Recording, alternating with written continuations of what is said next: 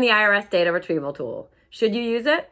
Hi everyone, I'm Tina Steele, the FAFSA guru, and if you like what I have to say, be sure to subscribe to my channel by clicking the link below. So what is the IRS data retrieval tool? Part of filling out the FAFSA form requires that you report your prior year income. The government made this a bit of an easier process a number of years ago to help families report this information on the FAFSA by adding what's called the IRS data retrieval tool. Essentially, it allows you to link to the IRS website and import your tax information into the FAFSA form. Now, this is a great feature for most families and will save them a lot of hassle and headache trying to navigate and find which tax line items they should report on the FAFSA form.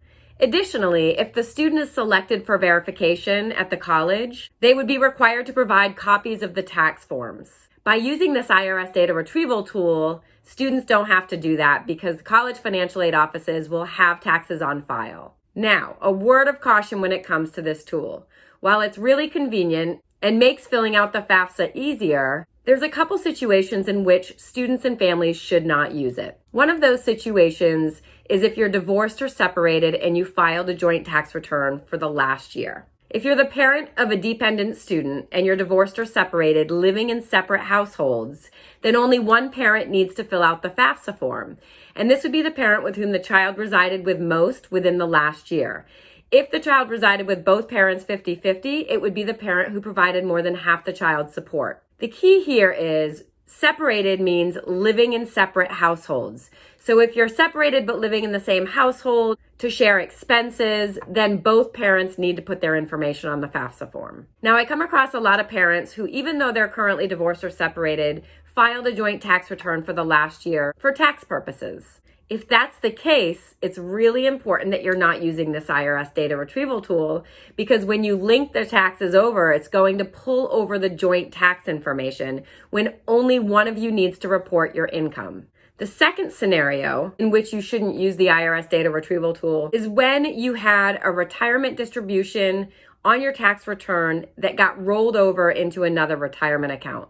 For some reason, retirement rollovers do not accurately pull in when using the IRS data retrieval tool and can actually inflate your expected family contribution, which can negatively impact your financial aid. Now, the same thing applies to independent students. If you're filling out the FAFSA and you're divorced or separated, you would only use your income. So if you filed a joint tax return last year, make sure that you're filling out this information manually on the FAFSA rather than using the IRS data retrieval tool. I see so many people report that they're divorced or separated, then import their taxes into the FAFSA that is joint tax information. And they're missing out on financial aid by doing this because both incomes are being factored in. Now, the little caveat to this is if you're remarried, you do have to report your current spouse's income and asset information, even if the spouse is a step-parent to your child.